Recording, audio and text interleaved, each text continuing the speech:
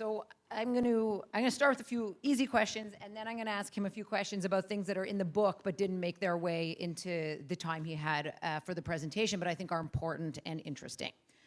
First thing I want to ask you, why this book and why now? And so many people in this room know you just wrote about artificial intelligence, you're thinking a lot about blockchain, you're writing about entrepreneurial strategy. Why stop all of that and write this book? Usually from the reason I do most things, because someone was annoying me. And in which case, the things that were annoying me were people discussing inequality and then discussing innovation and innovation incentives without having any idea about that, about research into that area, or et cetera, or even thinking in the way that I've tried to show you here. And the reason that is annoying is that that's placing a big weight on that debate. People are talking about the United States becoming more like Canada. People were talking about, oh, Canada has too much taxes, we shouldn't set up startups here. Well, we need to explore that. We need to work out, is there really a trade-off? I don't doubt there are policies out there that can squash innovation and make people rich. But what I'm interested in is ways in which we can sort of strike a balance. And I guess the book is optimistic and says, unlike most economics books, there just isn't a big trade-off there. We can have our cake and eat it too. So the book, if you look at the cover, it's very much innovation plus equality, and the collaboration is yourself, an innovation policy economist, and your co-author, you said, was originally an education economist. People in this room may not know that in economics, these two branches of economics have developed entirely separately. So we have people who think about innovation policy, people like Joshua and Ajay and many of their colleagues in this area who think about, what can the government do to help spur innovation? And then there's an entirely different set of people that they almost never talk to who think about the implications of innovation once it gets adopted on the labor market and inequality. What's been the cost, in terms of the ideas that have been generated and the policies that have been generated by these communities largely evolving separately? I think the cost is, in each side, whenever anyone studies something, they realize the world is more uncertain than the sort of simple view of that is. So in the case of innovation, it's more uncertain about what innovations will develop. In the case of the consequences of innovation, like for instance automation, so you have like a tech entrepreneur like Andrew Yang is coming out and saying, automation is going to destroy everything. Well, the labor economists are saying, it's not so certain that, what's going to occur. And it's not so certain what sort of education we're going to need and things like that. And so basically the idea of this book was to bring back uncertainty that was actually common across both of these domains and talk about it in the same format so that we can coordinate that. So let's jump ahead to uncertainty. So probably uncertainty is the biggest theme of this book, yes. I would say. And you highlighted the two forms of uncertainty, but I think it's worth talking a bit more. My read is the first level of uncertainty is uncertainty about whether an innovation will be successful, right. And that's the equation you put up, and we'll talk about that. The other is uncertainty about which jobs and which skills are going to be affected. Yes. I have two questions on uncertainty. One, why do you think people are so unwilling to admit that everything in this area is uncertain and that you needed to bring this to the foreground? Second, how do you get policymakers to start policies by saying, we don't know? That's not, we just had an election here. Nobody wants to elect a leader who says, let me tell you what I know for sure. I know for sure that we don't know what's going to happen.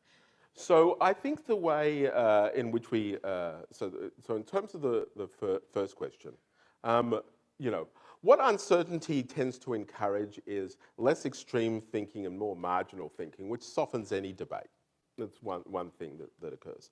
In terms of the policymakers, it is very, very difficult to argue policies based on incomplete foundations. But there is a language we can use for that, and that's the language of insurance. Because when it comes to, for instance, we're worried that some future technology is going to come by and it's going to disrupt my job. In Jay's formula, change the power associated with my company, etc.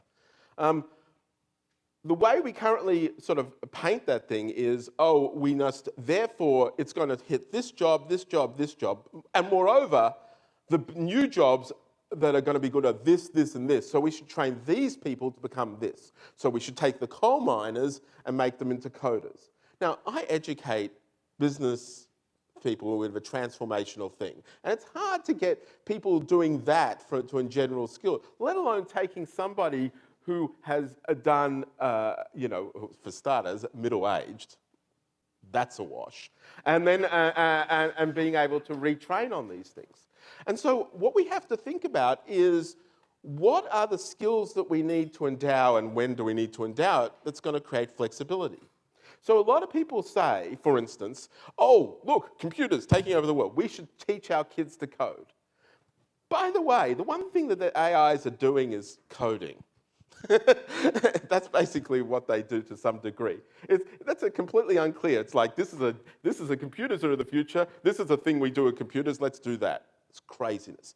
However, it's not so crazy if you think about it the following way. We need to understand better the limits of computers, how to work with them, etc. Okay, what they can and can't do. Coding is actually a good way of teaching clear analytical thinking.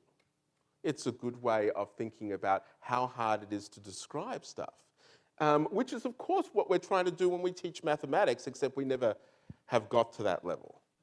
So once you start to work out what it is as a general skill you want to teach, you can, and you use an insurance principle, what is going to be a skill that is likely to be transferable, of the kind that we've had with reading and other things like that, that is probably a more sound debate. Because let's face it, politicians don't actually care what we educate our kids with. They just care that we can measure it and put it on a ranking system. Well, we can do that with anything. So we'll be able to solve it. We just have to choose underneath. The technocrats have to choose the right stuff. So some people are skeptical about a role for, or maybe believe that there's a declining role of formal education, maybe formal higher education. Let's hope not, because that's the industry we work in. Going forward, right? Right. Sort of in the new economy. You didn't get to this, you alluded to it now, but in the book, there's a lot of discussion about the educational system as a whole, as this insurance policy, everything from being more selective at who we hire and train to be teachers, to the role of novel platforms like MOOCs. Maybe just talk about we are in a university. What are the implications for designing an educational system that's an insurance policy as opposed to one that's taking bets on specific skills? And what are the very specific interventions that need to happen in the next few years? So I think, that's how do we fix the education system? I think the difficulty that, I think there's a few difficulties we face in that. One is actually there's a poor amount of knowledge about some of these things, about the longevity and the what can work. As I said, our studies are turning up things like exposure to innovation, which is a very kind of subjective, it's a measurable thing, but what does that mean? You run into an innovator at some time, or your parent was an innovator, that those things can kind of work.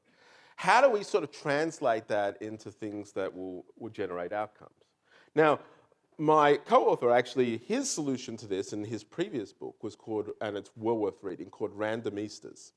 And it showed how education, totally, not just economics, has been transformed by operating randomized controlled trials that actually put kids into treatment and control groups to see what educational outcomes work and what do not, and what they give rise to, and in some cases, when we wait long enough, what sort of other longer term outcomes you get. And there was recently, just the other week, a Nobel Prize awarded for some of the core research in that area. So the view that there is we just need to do more of that. We need to do more experimentation. This is an open area, and we need to be much more scientific about it, because we still don't know. We're still uncertain. Okay, can we get Joshua's slides back up? Is that possible, or that's too tricky? Which slide do you want? I want the one with the math. So if we can get that slide back up, what you put on that slide, Yes. of course, was the equation that showed the incentives for an individual to enter entrepreneurship. Right. The point you made is that the return is so uncertain because of the probability of the idea being good, the probability of the strategy being good, that regardless of the tax rate, Yes. small changes in the tax rate, it's not going to matter. Right. But of course, there's another point that you could make if you had the rest of the equation here, which is the costs of entrepreneurship, right? Right. These are the expected benefits. Yes. And then there's the costs. And unlike the expected benefits, the costs happen with probability 1. Right. So using that framework, talk through, if you don't think we spur innovation by changing this side of the equation, what are the things we do on the other side of the equation? So basically in the book we talk about various things that can reduce the cost of innovation, okay? One thing, the things that you have to face right now, not the stuff that you're worrying about so much in the future, getting into the game. One such thing is, things like we do at the Creative Destruction Lab, making sure we can reduce uncertainty at earlier stages and get better decision making. Another is getting rid of potential impediments that you need to do to get your product immediately to market to even start this little equation rolling. And those mostly are surrounded by monopolies. And an example of that was in the social media industry. We have incumbents there. There's lots of switching costs due to network effects of anyone coming and innovating in that space, and that's currently a problem. And so a policy proposal we put in there is that you allow interoperability to get rid of that network effect, so that if you leave Facebook, you don't lose your friends and family, you can still get their messages, even if you don't have the Facebook wonder or whatever it is. And actually, just the other day, a bipartisan bill was proposed in the United States mandating interoperability for social networks. So these are the sorts of things that we want to see now, things that will directly reduce the cost of innovating now, get rid of impediments and allow us to do it. And we have a number of those in the book. Okay, I'm being told we are out of time, so I think that's a perfect place to stop. Thank you. Congratulations on the new book, Joshua.